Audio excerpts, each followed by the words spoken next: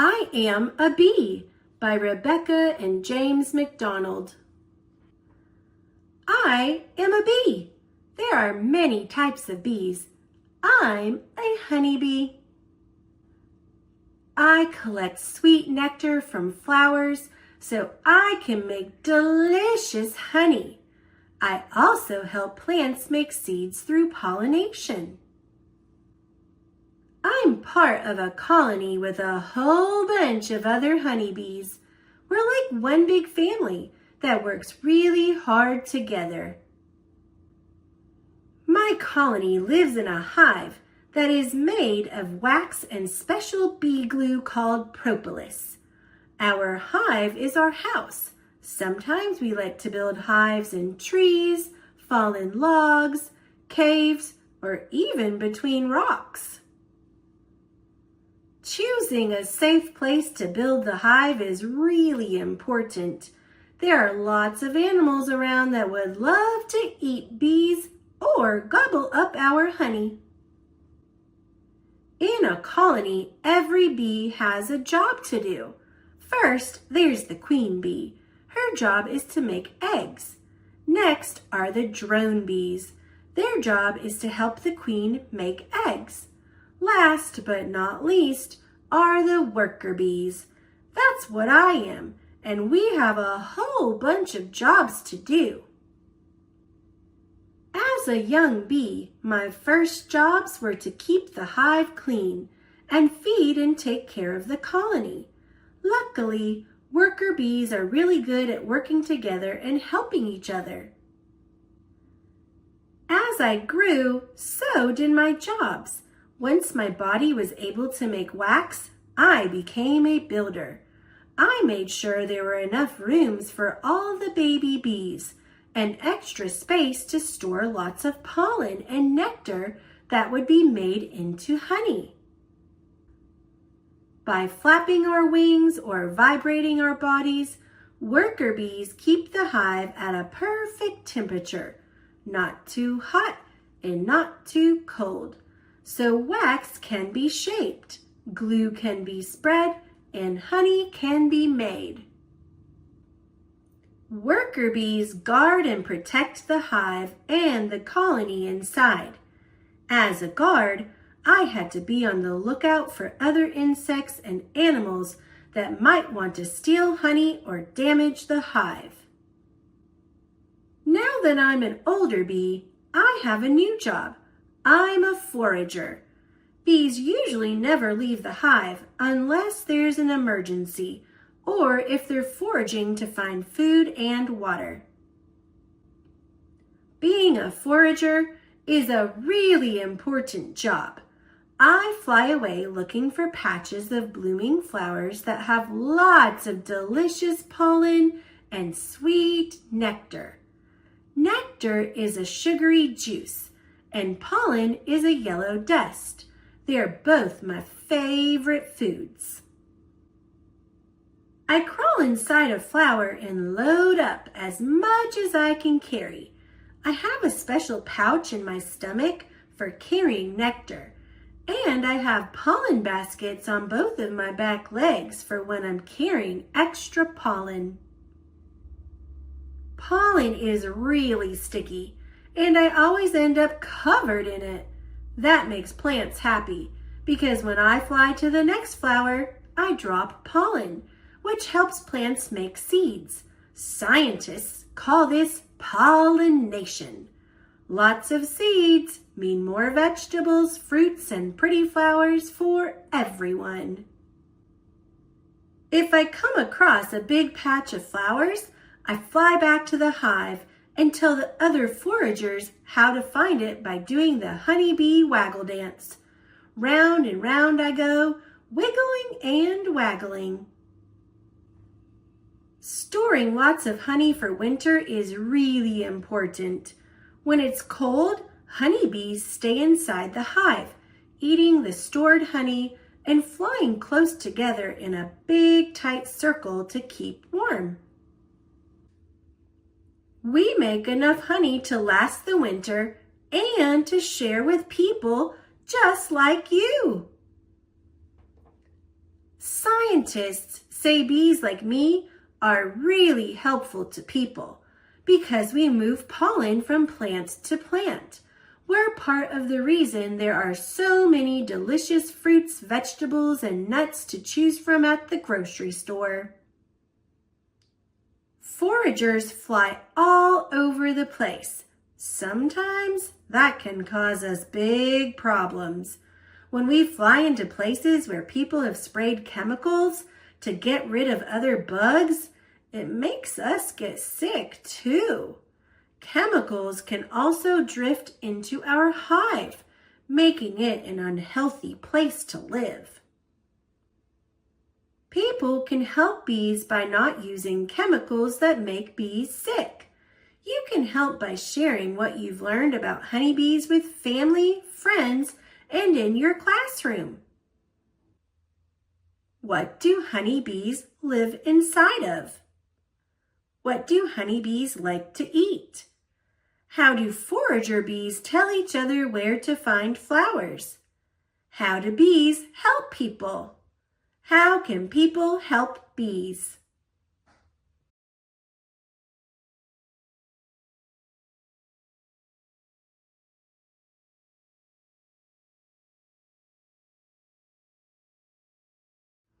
The Very Greedy Bee by Steve Smallman, illustrated by Jack Tickle. In a busy, buzzy beehive lived a very greedy bee. All the other bees worked hard making honey and cleaning the hive, but the greedy bee spent all day gobbling pollen and guzzling nectar.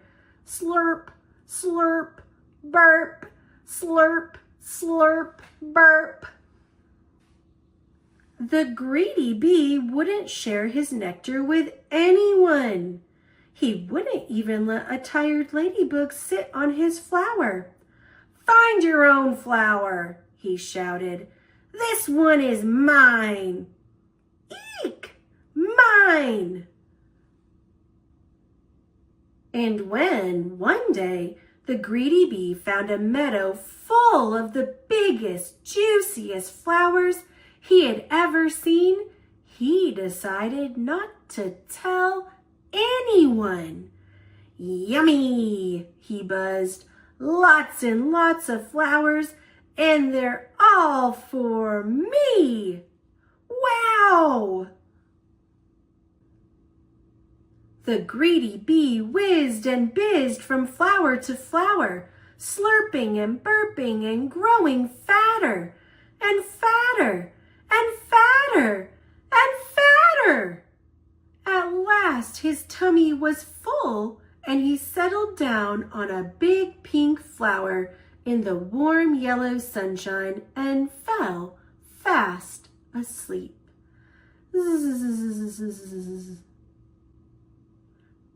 When the greedy bee woke up, it was dark. He tried to fly, but his tummy was so roly and poly that he went down instead of up and crashed, biff, bang, thump, to the ground. "I'm scared," cried the greedy bee, "and I don't know how to get home." Then he saw two glowing eyes in the long grass. "Eek!" he cried. "A monster is coming to eat me!"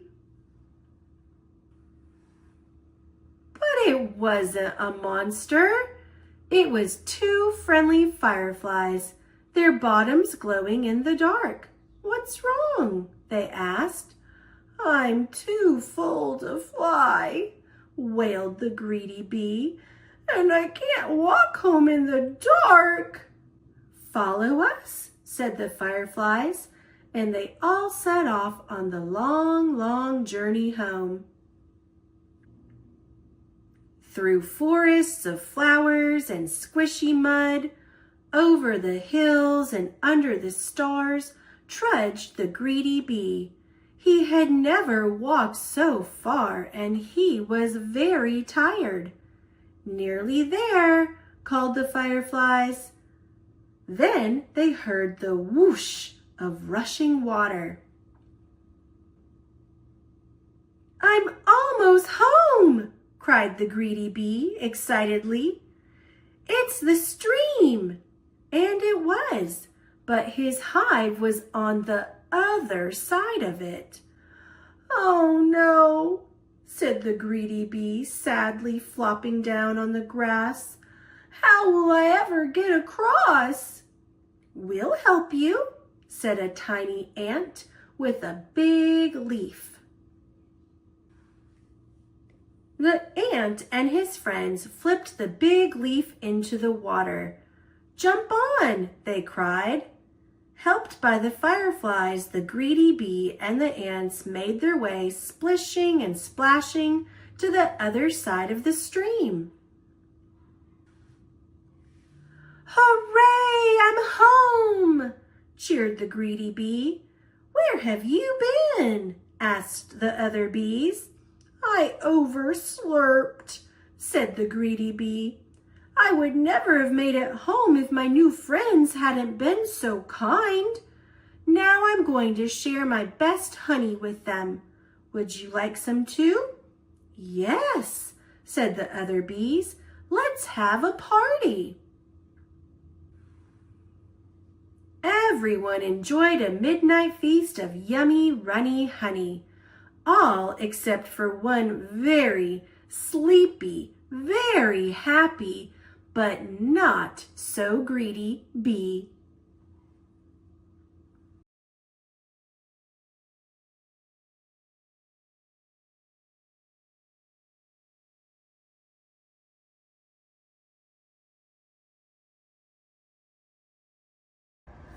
Bee by Britta Teckentrup.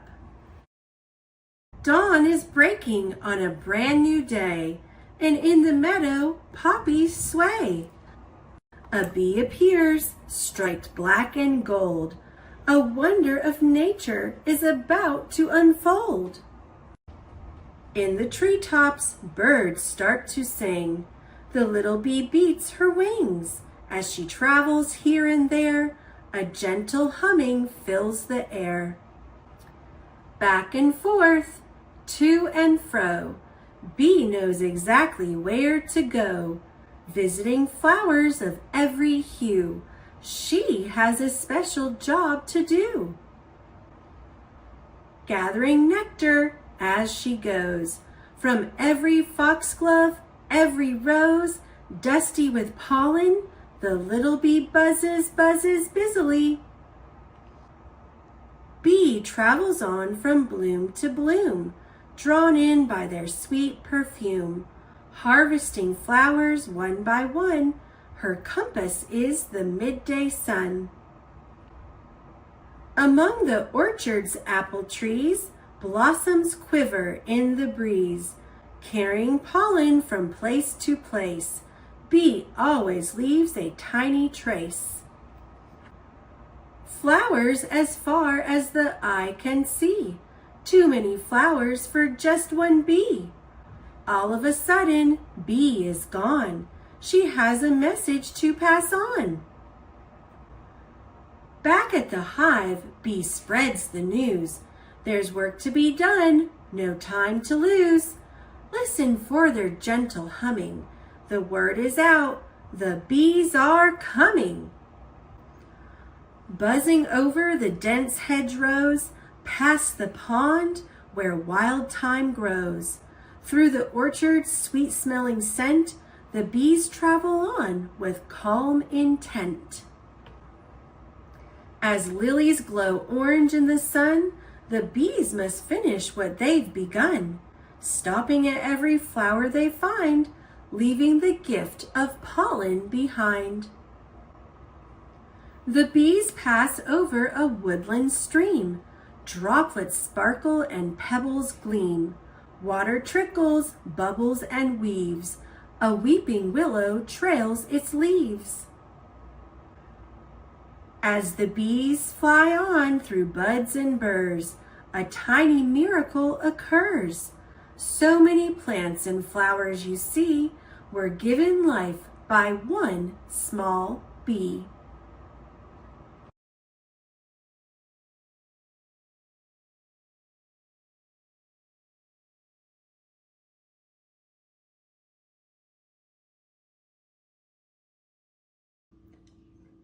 Bees by the editors of Time for Kids with Elizabeth Winchester.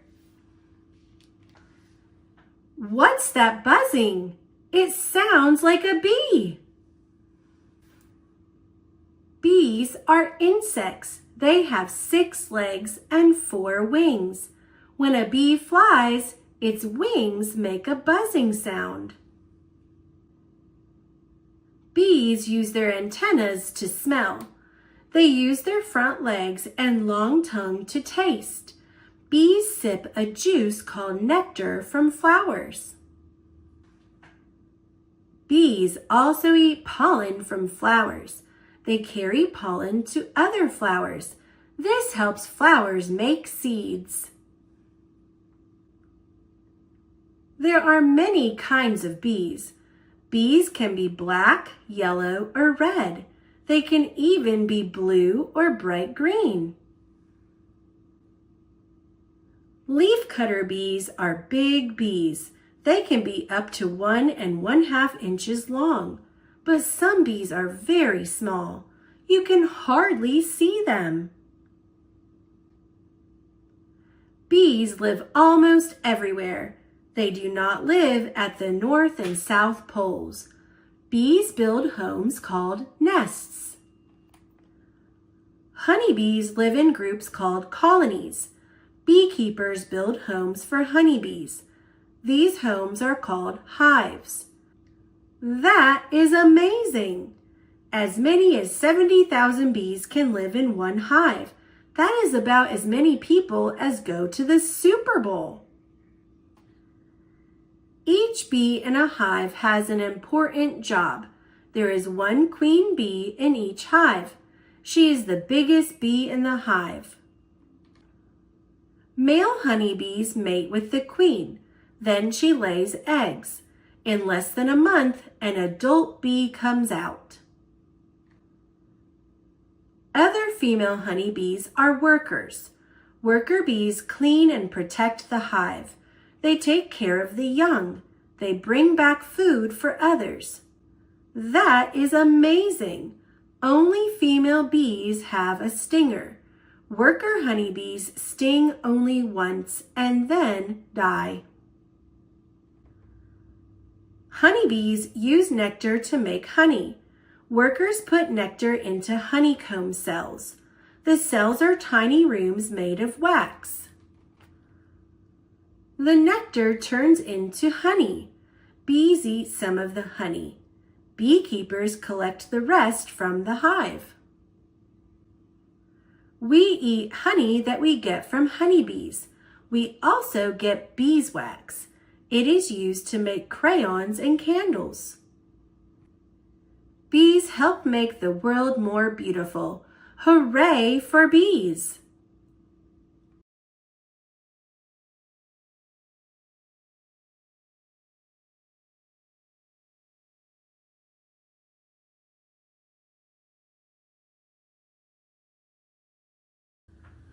Bees Are Our Friends by Tony D'Alia and Allison Lindstrom. Down in the garden, up high in a tree, is a busy beehive and one little bee. She hops and she twirls, she's off on her way.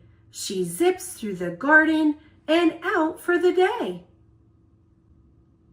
She zooms to a flower and lands on the top. She sips the sweet nectar and stores every drop. She plays in the pollen. It sticks to her hair. She flies off again and soars through the air. She spreads pollen dust. She visits each flower. She pollinates the garden. That's her special power. The pollen she spreads helps plants to grow. New life gives the garden a very special glow. Bugs make their homes in the flowers and trees. Fruits and veggies grow thanks to the work of bees. The one little bee takes her treasure home. She stores away nectar and makes honeycomb. The sun slowly sets, and one little bee sleeps in her hive up high in a tree.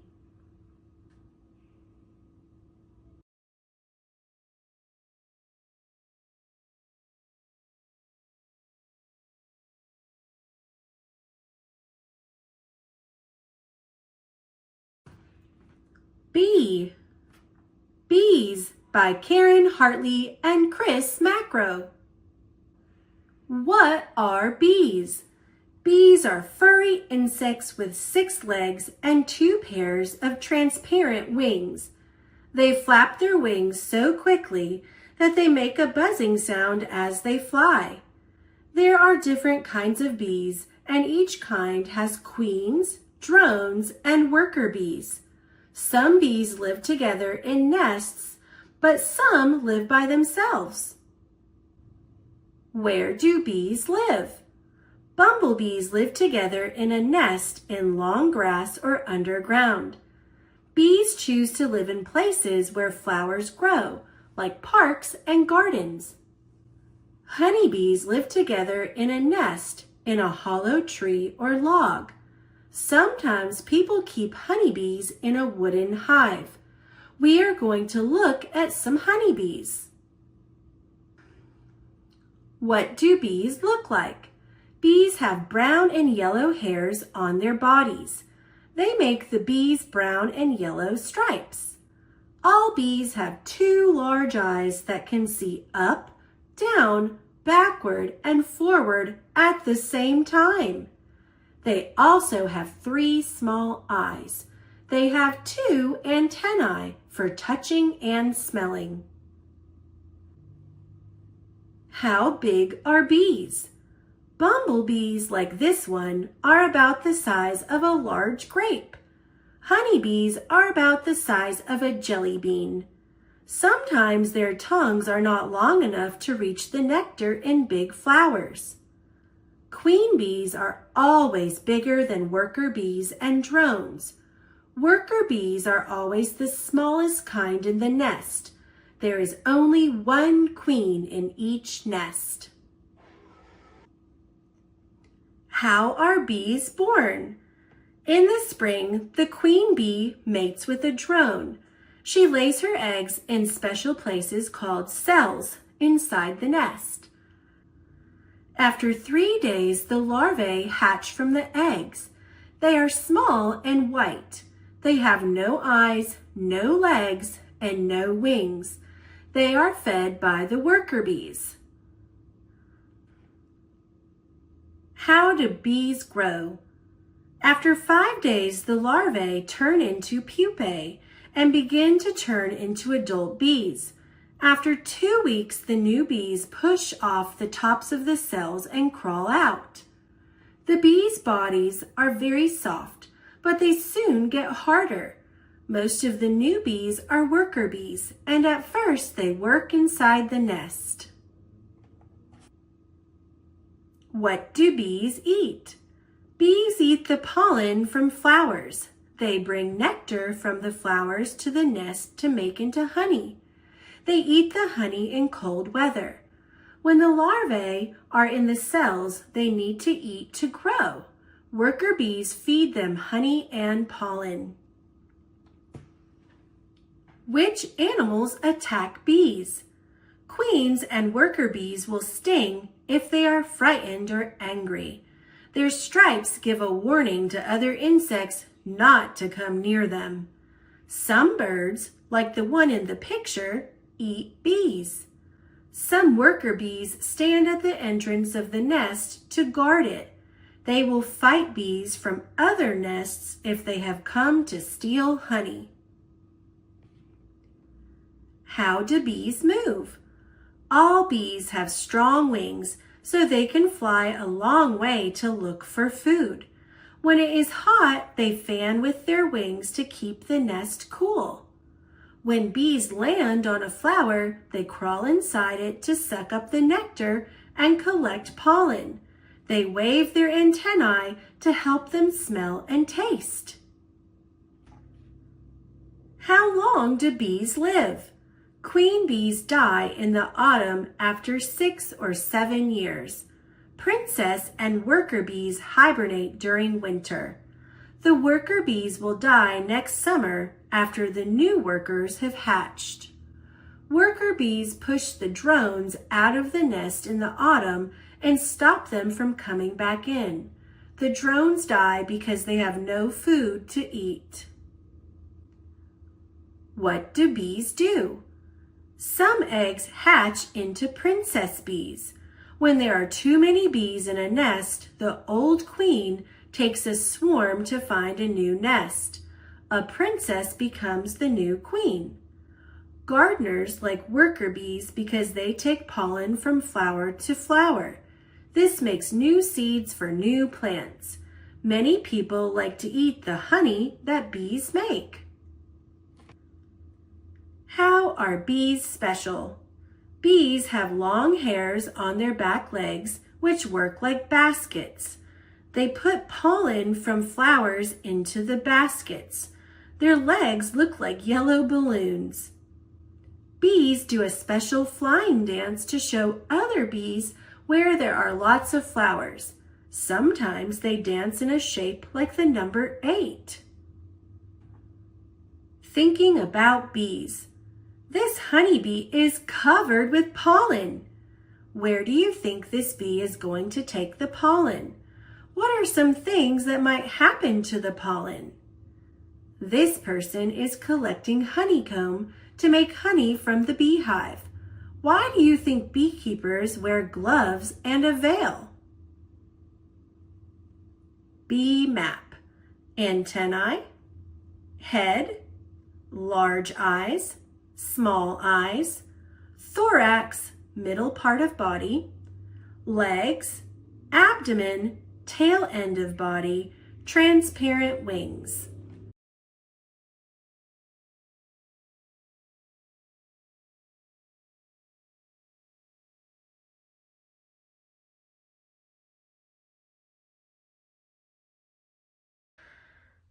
Don't Eat Bees, Life Lessons from Chip the Dog by Dev Petty and Mike Bolt.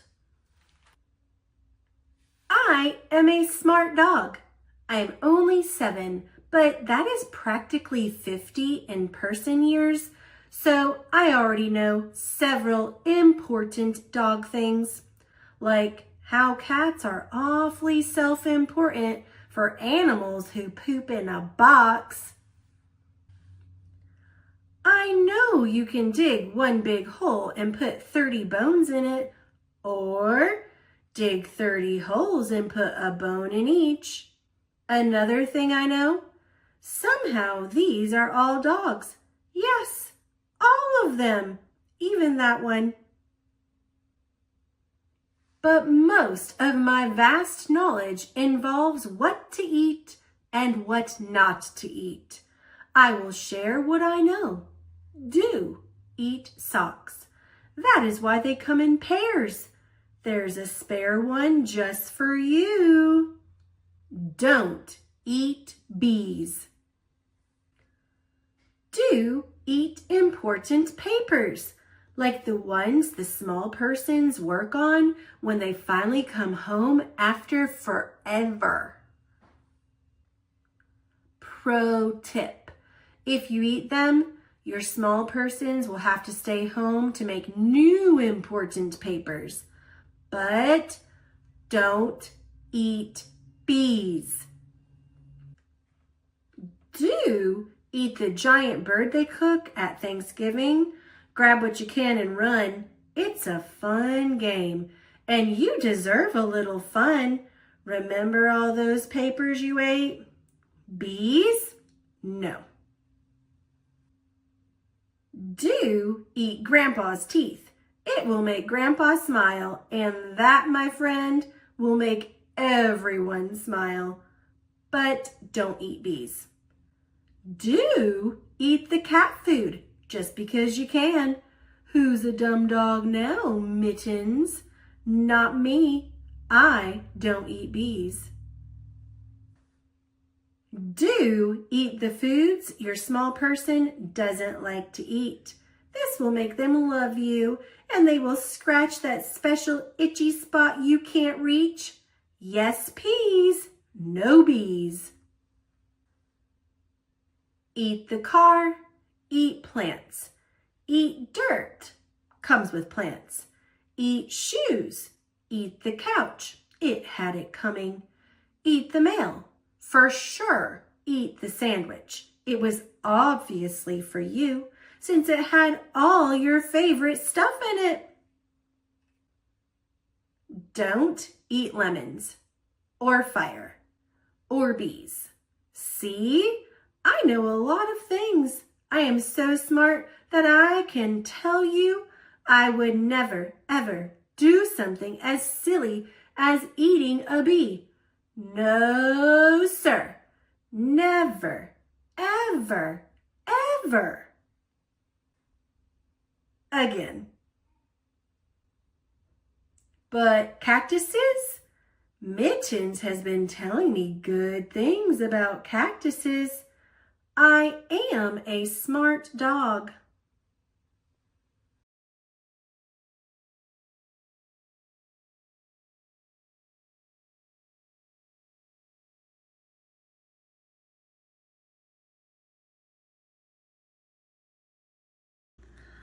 Flight of the Honeybee by Raymond Huber, illustrated by Brian Lovelock. The honeybee is one of the smallest creatures in the world, but it may be the most important for life on Earth. It is the planet's greatest pollinator, moving pollen from one plant to another, causing flowers to produce seeds and fruits. Honeybees can live in the wild or in boxes made by beekeepers. A honeybee can't live alone. It's part of a family that works closely together. A bee is always changing jobs. First, she is a cleaner, then a babysitter, a builder, a guard, a scout, and finally a harvester. This is the story of a scout. A bee the size of a cherry pit crawls from the hive. Her stripes glow golden in the morning sun. Scout has spent her whole life in the crowded hive. Now it is time for her to fly out and explore the world.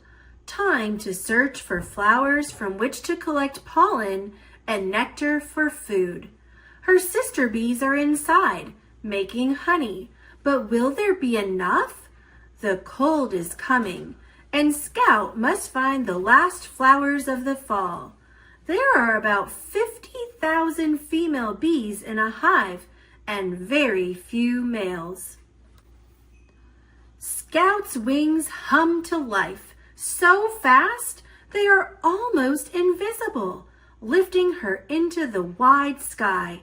She rises in a spiral up and away from the hive.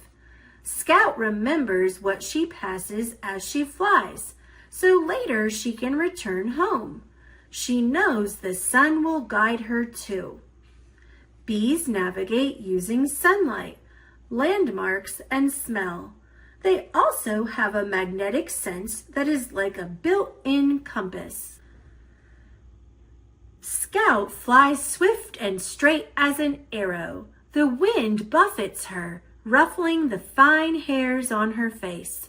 But she keeps on steadily and rides out the rapids. Eyes as black as polished stones are searching, seeking a splash of color below. An arresting smell drifts on the breeze. Scout locks on to this scent. She flies over a clearing, and spread before her is a marvelous meadow, an ocean of flowers. Bees are furry, even their eyeballs. The hair helps them sense changes in the wind. Bees have a powerful sense of smell. They use their antennae to pick up scents.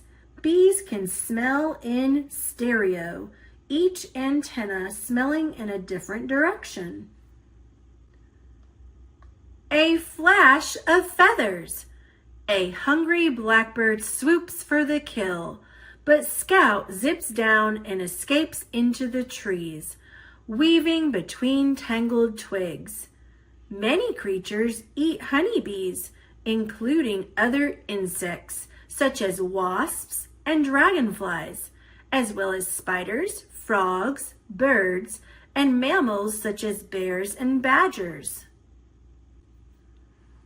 When the coast is clear, Scout is drawn to the sea of flowers again. She settles on a velvety petal and plunges her head into the flower. Here is sunken treasure, a cup of sweet nectar.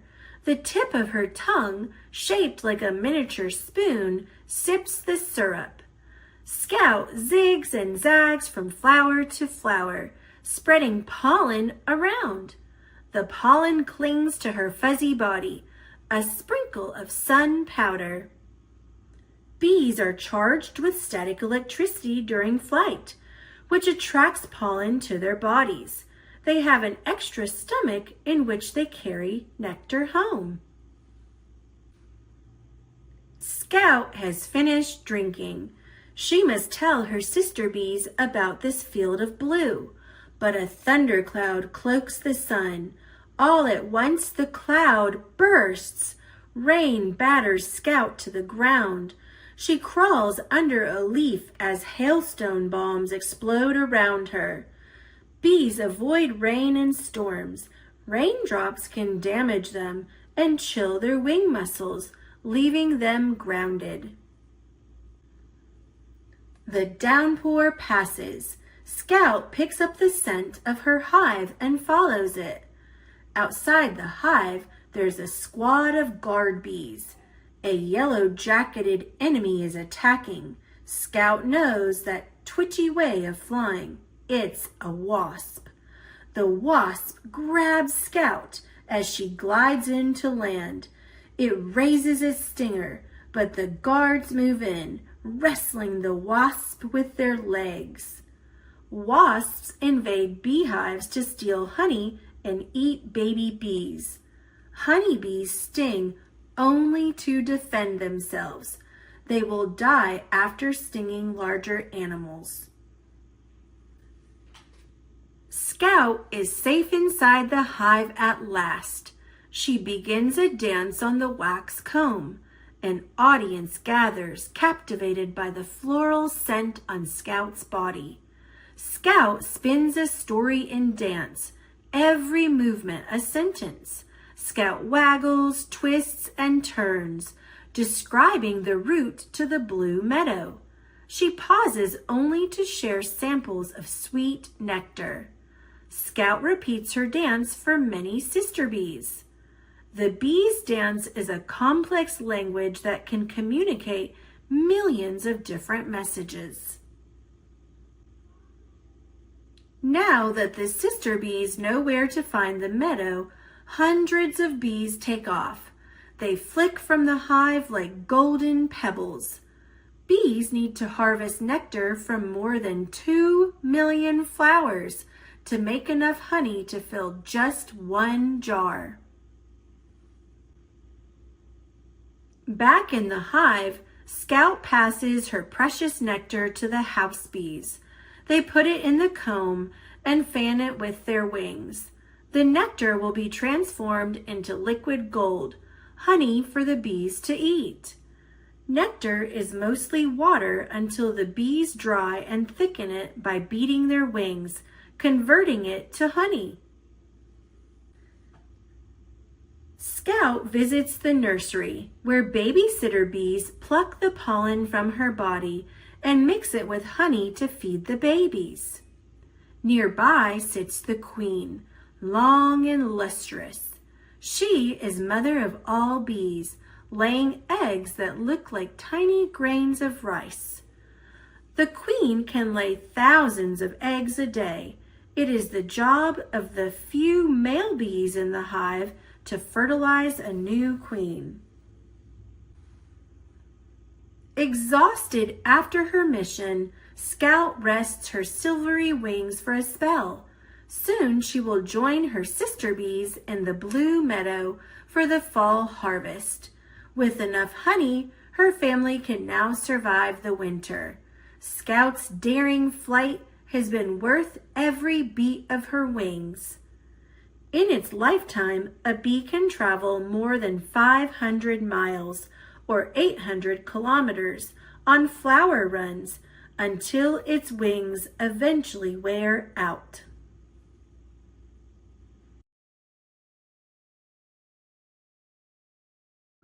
Honeybee's Busy Day by Richard Fowler. It was a warm, sunny day, and Honeybee was busy gathering nectar from the flowers to make into honey. Honeybee flew out of a bright red poppy and into a blue cornflower. Honeybee flew out of the cornflower and into a yellow iris growing by the pond. "Hello," quacked some ducks, "coming for a swim?" "Sorry, I'm too busy," hummed Honeybee as she disappeared into the reeds. "Care for a fly?" croaked a friendly frog. "No, thanks," hummed Honeybee. "I'm too busy," and she flew up into a tree. "Would you like a nut?" squeaked a squirrel. "No, thanks. I'm too busy," hummed Honeybee as she flew down through the leaves. "Like a carrot?" asked a rabbit, popping out of his hole. "No, thanks. I'm going back to the beehive," hummed Honeybee, and she flew over the fence. "Buzz off," growled a grumpy dog. "I'm gnawing my bone." "Sorry," hummed Honeybee, and vanished through the hedge and into an orchard. "Hooray!" buzzed Honeybee. "There's my hive," and she crawled inside. "You've been busy," said Honeybee's friends. "You must be tired and hungry. Would you like some honey?" "Yes, please," hummed Honeybee, and fell fast asleep.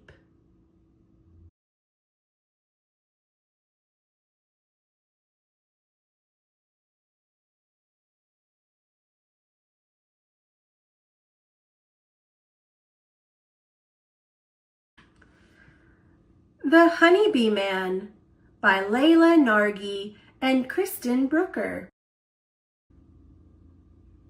One quiet July dawn, Fred rolls out of his bed and into his slippers. He greets two members of his enormous family. "Good morning, Copper," he calls to his dog, still curled up on the rug.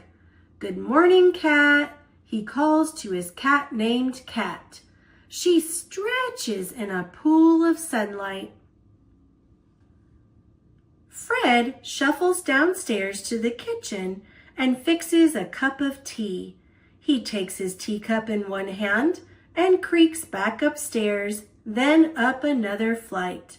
Climbing a ladder that climbs the wall, he pushes open a hatch and pulls himself onto the roof. All around is quiet Brooklyn City, brownstones and linden trees, a tall clock tower, and bridges in the distance. Near the edge of the roof is another tiny city. It has 3 houses, each with 2 white stories and 1 red story, and inside thousands of tiny rooms made of wax. From the outside, the tiny city also seems quiet. Fred inhales the smells of a summer city morning. maple leaves and gasoline and the river and dust. He turns to the tiny city and inhales its smaller, sweeter smell, a little like caramel, a little like ripe peaches. To the first little house, Fred calls, "Good morning, Queen Mab." And to the other two houses, "Good morning, Queen Nefertiti. Good morning, Queen Boadicea." Then Fred greets the rest of his family, which has more members than he can count. "Good morning, my bees, my darlings." Inside their houses, the 3 queen bees and their thousands of worker bee daughters don't answer, but Fred knows they are busy. The queens are laying eggs. Some workers are building wax rooms. Some are feeding babies. Some are making the hive tidy. Others are getting ready to forage in flowers abloom all across Brooklyn. Fred closes his eyes and lets his mind wander. Will Queen Mab's daughters find mint flowers as they did last year? Will Queen Boadicea's honey be dark like molasses or light and clear like amber? As he thinks about honey, Fred's mouth begins to water. I can't wait to find out. Fred pictures the park at the end of his block. He imagines his bees moving from clover to clover, flying over them low and slow with their see-through wings, which flap and also twist like propellers. Fred wishes he could fly there with them, with the wind rushing over his back. Fred opens his eyes and the hives are alive, humming with a low hum, as low as a whisper. Fred hums back. Tell me what it's like to fly through the world. Zzz, hum the bees. To Fred, this sounds like an answer. If only he could understand. Young bees on their first flights circle in the air. There, my girls, don't be afraid, Fred says in a soothing voice. As he speaks, the young bees seem to pluck up their courage. On the streets below, trucks rumble and babies wail in their strollers, but inch by inch, the young bees shimmy past the edge of their tiny city. It is easy for Fred to recognize the older bees who are used to moving between their small world and the giant world of people. They zip out of the hives and throw themselves at the air, embracing it with their wings. A few land on Fred's arms. "Hello, Fred," they seem to say. "Hello, girls. Have a nice day. Now off you go." Fred gives them a gentle flick with a finger, and away they zzz. Fred watches his bees fly into his backyard garden and other gardens on the block. He sees the bees dive into sweet pea and squash flowers. If he were closer, he could see them using their tube-like tongues to drink in flower nectar, which they store in honey sacs inside their bellies. Then it's off to the next pea plant, to the sage flowers in the next backyard, and maybe, if Fred is lucky, to blooming blueberry bushes somewhere across town. When the bees return to their hives, Fred notices that they are flying slowly, heavy now with nectar. Inside, Fred knows that they are performing waggle dances to tell the others where the best flowers grow. He knows that sister bees are taking the nectar and storing it in the tiny wax rooms. And he knows that others are fanning their wings to evaporate the water from the nectar so it will turn to honey. Day after day, Fred watches the bees zip out over the blare of the city. "How tireless you are," he sighs, wishing he could be as strong and as free as the bees. One afternoon at the end of August, Fred climbs again to his roof. He is wearing his black rubber rain boots and his white head veil and a scratch on his hand from Cat the cat, who did not want to be woken this morning. He makes an announcement to the bees. "Sweeties, I have come for the honey," and a plea, "Please do not sting me." Fred puffs clouds of smoke into the tiny houses, and the bees burrow deep down into the hive. From the very top floor, Fred lifts out the honeycomb. He packs it into the buckets and says, "Thank you for this honey, bees." Zzz. Fred hauls the buckets down the ladder and into his house, where he banishes Copper, the honey-loving dog, to the kitchen. Fred sets a frame of honeycomb over a plastic tank and slices off the wax caps, and the honey begins to flow. He places the honeycomb in a spinning machine, which squeezes every last drip of honey out of it. He pours the honey into jars. Then he sticks labels to the jars. Fred's Brooklyn Honey, made by tireless Brooklyn bees. In the late afternoon, Fred sits on his stoop, enjoying the cool end of summer breeze. When his neighbors come out to chat, Fred gives each of them a jar of deep gold honey. One neighbor asks, "Where did this honey come from?" And Fred says in a humming sort of whisper, "From the sweet pea flowers in your backyard, from the flowers of the linden trees shading our block, and maybe, if we are lucky, from sour sweet blueberry bushes somewhere across town."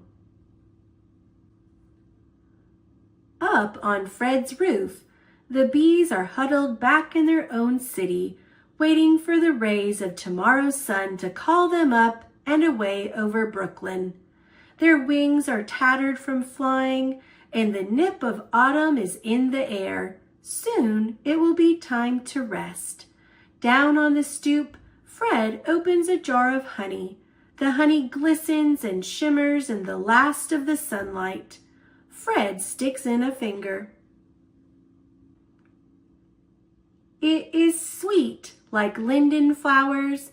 It is sharp like rosemary. It is ever so slightly sour. "Ah," says Fred, absorbing these happy flavors. "Blueberries."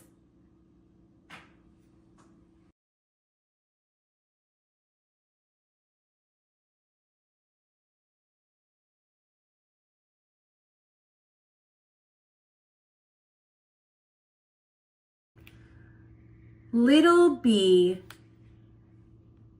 Written by Wednesday Jones. Illustrated by Gisela Borges. I started as a little egg, laid in a cozy bed. My mommy was the big queen bee. "Hatch soon, my dears," she said. I hatched into a little grub, crawling on the floor. My hive mates fed me honey, so I grew more and more. Then I made a pupa where I could snooze and snore. When I woke up, I was a bee, ready to explore. Bees are very tidy, and the hive stays very clean. So before I left, I did my best to make my old home gleam. I stretched one wing, I stretched the other. I did a little wiggle. I shook my legs and danced about. Then I began to giggle. I'm a very different bee. I gave a joyful cry. "Come on," my friends called out to me. "It's time for you to fly." I found it very hard at first. My wings felt very sore. But as I kept on practicing, I found I could do more. I zipped off through the flowers, playing chase and having fun. But far too soon the sunlight dimmed. Our flying time was done. I saw a pretty flower and dived on it with glee. Look at all that lovely pollen, waiting just for me. I'd watch the other bees at work, so I knew what to do. I drank my fill of nectar and gathered pollen too. Carrying my heavy load, I flew back to the hive and gave the pollen to the workers waiting just inside. With the pollen stored away, I took a look around and came back to the nursery full of life and sound. Baby bees were everywhere, stretching legs and shaking wings. Seeing babies learn to fly is such a lovely thing. Then some workers called to me, "Hey, quick, come and see." A cell was breaking open and out crawled a little bee. Queen bees lay eggs in the cells of a beehive. A few days later, a little grub hatches out of the egg. Worker bees feed the grub honey and pollen to help it grow. After about a week, the workers put a cozy lid on the top of the cell, and the grub inside starts to change into an adult or pupate. About 10 days later, the new little bee is ready to chew its way out of the cell. It cleans the cell before it goes, leaving it all ready for a new egg to be laid. New bees learn how to fly very quickly because they copy other bees. Once it can fly, the little bee buzzes from flower to flower, drinking nectar and carrying pollen back to the worker bees inside the hive, who store it ready to make honey to feed the colony. The end.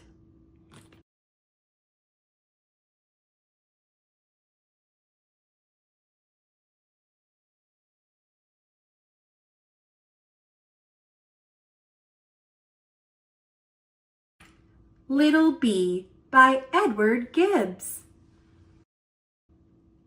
Little bee, why do you flee? Because there's a hungry frog chasing me.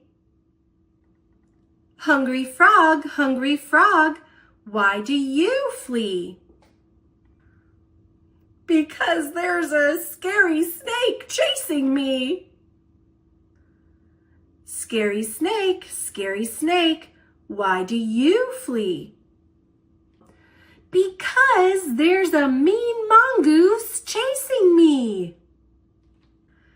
Mean mongoose, why do you flee? Because there's a fierce lion chasing me. Fierce lion, why do you flee? Because there's a big hunter chasing me. Big hunter, why do you flee? Because there's a little bee chasing me.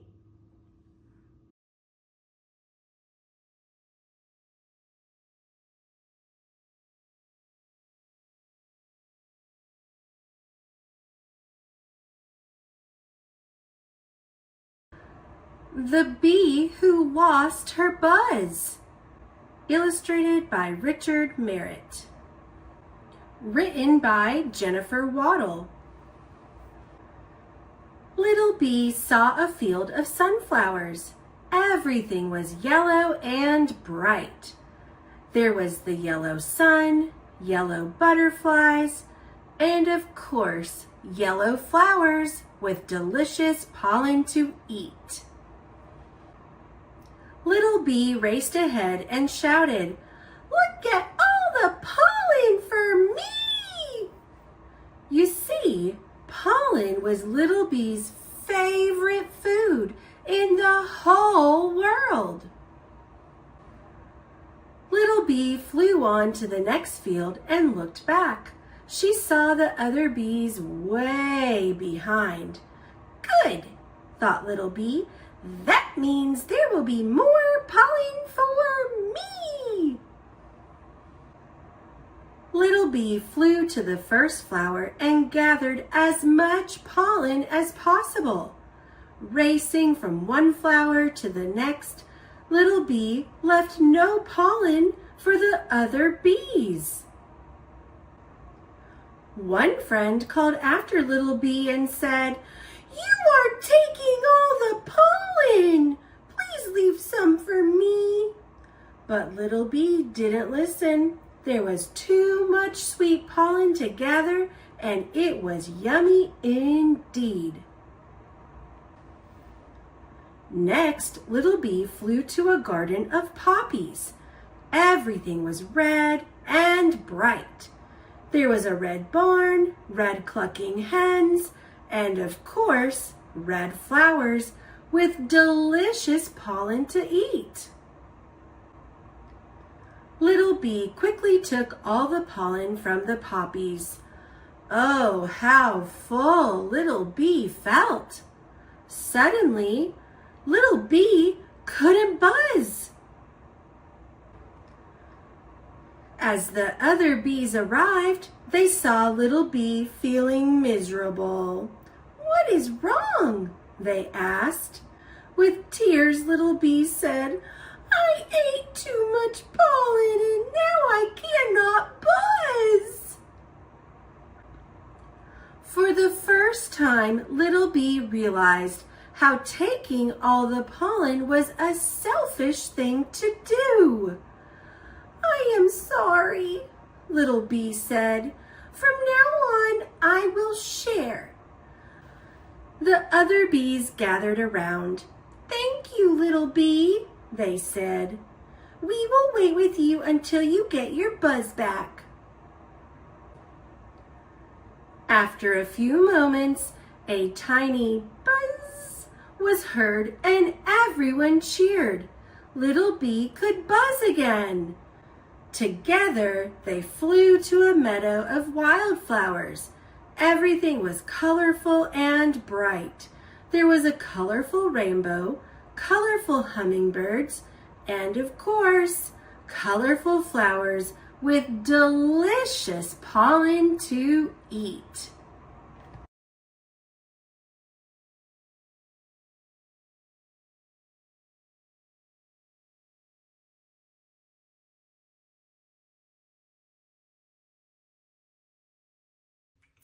The Bee-man.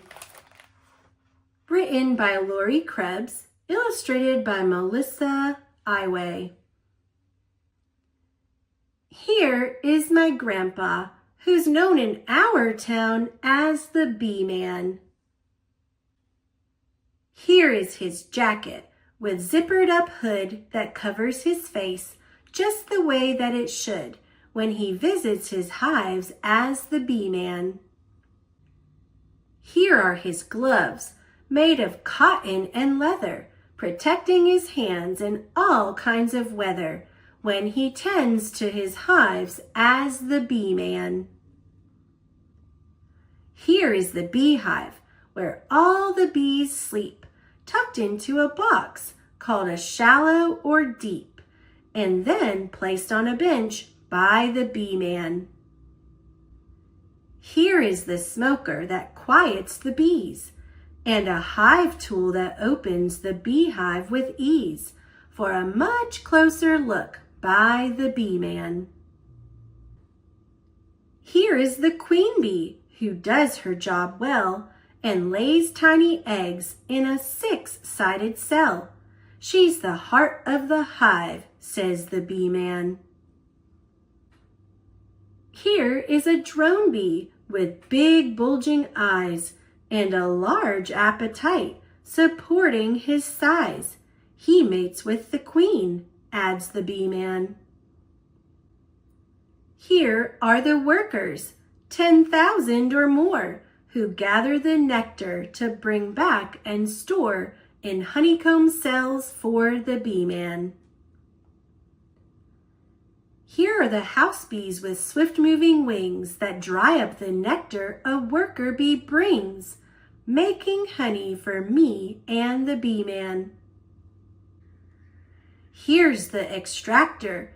It's clickety-clack, removing the honey from frames on its rack and filling up jars for the bee-man. Here's some of the honey returned to the hive. It's food for the bees to help them survive the long winter days near the bee-man. Here are the bees protected from harm inside the hive, huddled cozy and warm. So they'll be here next year, says the bee-man. Here is the wagon filled up to the brim with bottles of honey collected by him and brought to the house by the bee-man. Here are the muffins all warm and delicious and dripping with honey on Grandma's best dishes. I'm glad that my grandpa's the bee-man.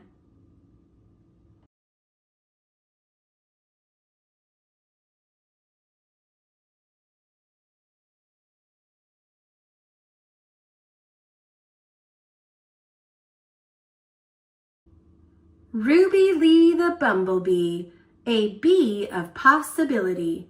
Story by Dawn Matheson. Pictures by Pamela Barcita. Ruby Lee the Bumblebee, the cutest bee you'll ever see.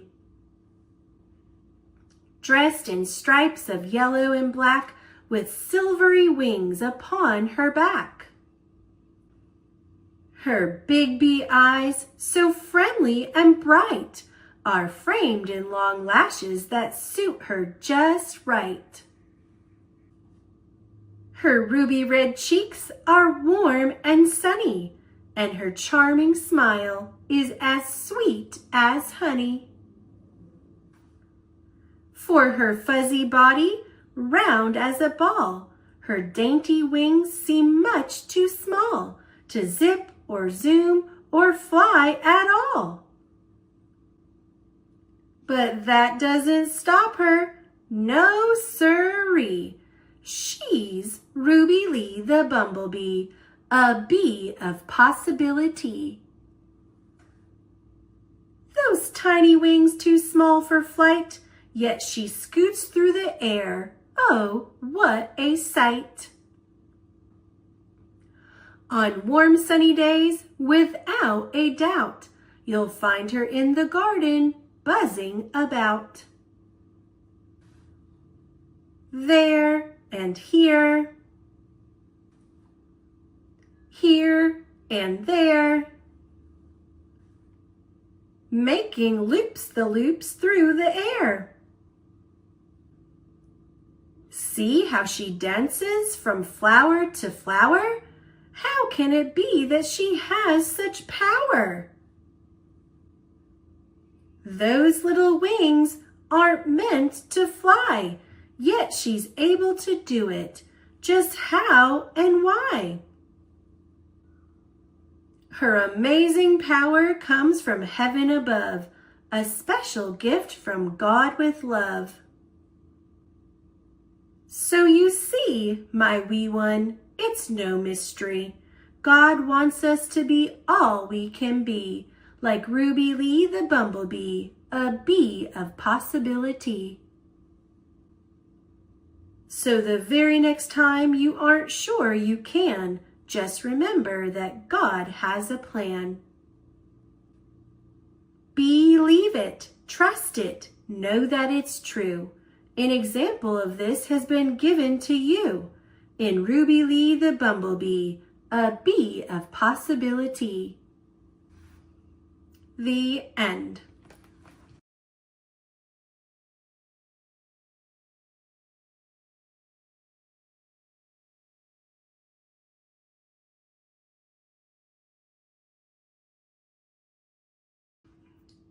The Bee Tree by Patricia Polacco.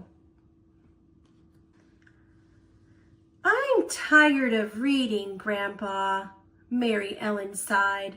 I'd rather be outdoors running and playing. So you don't feel like reading, eh? Feel like running, do you? Then I expect this is just the right time to find a bee tree, he said, taking down a jar and putting on his lucky hat. What's a bee tree, Grandpa? Mary Ellen asked. Well, it's where the bees make their home. It's where they keep the honey, the sweetest in the land, Grandpa chirped excitedly. But we already have honey, Grandpa, Mary Ellen said. Ah, but not honey like this, her grandpa answered with a wink. Mary Ellen and her grandpa put on their coats and went outdoors. They walked past the hollyhocks to the garden and found bees gathering pollen from the flowers. Her grandpa carefully trapped some in the glass jar, making sure not to hurt them. When he was sure that he had enough, he smiled and leaned close to Mary Ellen. They'll take the pollen back to the hive to make it into honey, and we'll be right behind them. Then he slowly loosened the lid of the jar and let one single bee escape. It stayed on the mouth of the jar for a moment, flew straight up, then buzzed toward the cornfield. Quick now, run! Grandpa called out as he began to chase the bee. Just then, Mrs. Govlock from down the creekway was walking baby Sylvester in his carriage. Mary Ellen and her grandpa ran by them. We're off to find a bee tree today, Grandpa shouted. I haven't done that since I was a girl, Mrs. Govlock said excitedly. May I come too? Grandpa motioned her to follow, and the three of them were off and running. Baby Sylvester laughed out loud as his carriage bumped and bounced through the rows of corn. Honk! Went a goose as it waddled after them. As they came from the cornfield and crossed Dietz Junction, Einar Tundevold came around the bend on his squeaky old bike. Where are you all going in such a hurry? He asked. A bee tree, Mary Ellen puffed as the foursome scurried by. Chasing a bee to its tree? This I would like to do also, he said, as he stood up and pedaled faster. The wheels of his bike went twiddle, twiddle, squeak. Their boots slapped the ground. The buggy pitched and swayed, and the goose honked as they ran after that bee. The bee swooped down, stopped, held in midair, then circled past them and headed straight for the St. Joe River. Olav Lungheim, while strolling on the nearby shore with the charming Herman sisters Petra and Dorma, looked up and noticed the commotion coming toward them. Where are you all going? He called out. To a bee tree we are going, Einar Tundevold puffed as he pedaled by. Can we come too? The two lovely ladies pleaded. Fast, you'll have to run, Einar said. We don't care, let's go. The three shouted as they raced after him. Slap, bump, honk, twiddle, twiddle, squeak, thump. They all went as they sped down the road after that bee. Klondike!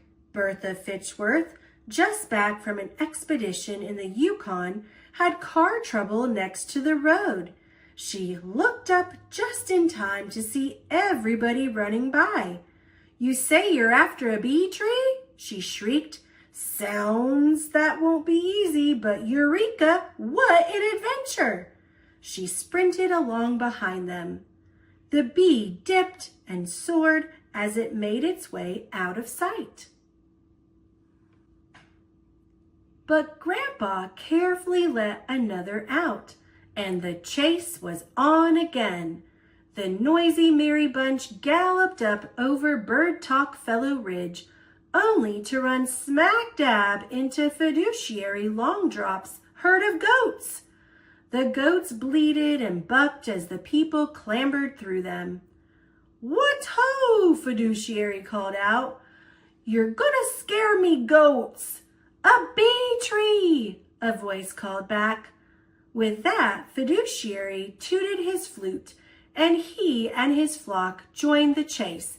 "Bounding Billies, this will be great," he said on a dead run. 3 traveling musicians looked up just in time to see a thundering stampede of goats, buggies, people, and bikes coming straight for them. "Why are they all running, Pa?" one of the boys asked his father. "We're after that bee," Grandpa said, pointing at the small dot in the sky. "It's leading us to a bee tree," Mary Ellen wailed as she streaked by them. "Come on, Klondike," Bertha chortled as she huffed past. Slap, bump, bleat, honk, tweddle, tweddle, squeak, thump. They went as they ran. Hoofs clattered. Rows of corn were parted. Nothing really mattered but chasing that bee. They ran through Griner's Bluff and into Bishop's Meadow, around Dead Man's Tree, and then to Bird Talk Hollow. As they ran down the hollow, the bee took blinding speed and disappeared from their sight. They all stopped to catch their breath just in front of Dunk's Woods. Grandpa handed the jar with the last bee in it to Mary Ellen, and she let it out. Sure enough, it flew straight and low right into Dunk's Woods. "It's the bee tree," Grandpa whispered. "That's where the honey will be, but we'll need plenty of smoke." Everyone set about to build a smoke fire from twigs and damp leaves. When the smoke had quieted the bees, Grandpa balanced on Einar's bicycle and reached into the tree. As he pulled out small pieces of honeycomb, he dropped them into some of baby Sylvester's spare clean diapers. That Klondike Bertha was holding. Mary Ellen tied them into neat little bundles, and Mr. Lugenheim put them into the baby carriage. The musicians played merrily as the Herman sisters danced. Grandpa invited everyone back to the house for baking powder biscuits, fresh brewed tea, and of course, the honey. There was music, dancing, tall tales, and ruckus laughter as they all buzzed about the sweet adventure of that day. Grandpa took Mary Ellen inside away from the crowd. "Now, child, I am going to show you what my father showed me, and his father before him," he said quietly. He spooned the honey onto the cover of one of her books. "Taste," he said, almost in a whisper. Mary Ellen savored the honey on her book. "There is such sweetness inside of that book too," he said thoughtfully. "Such things, adventure, knowledge, and wisdom. But these things do not come easily. You have to pursue them, just like we ran after the bees to find their tree. So you must also chase these things through the pages of a book." Then he smiled and hugged her. From that day on, Mary Ellen never again complained about her reading. She found it to be every bit as exciting as a wild chase through the Michigan countryside and as sweet as the honey from a bee tree.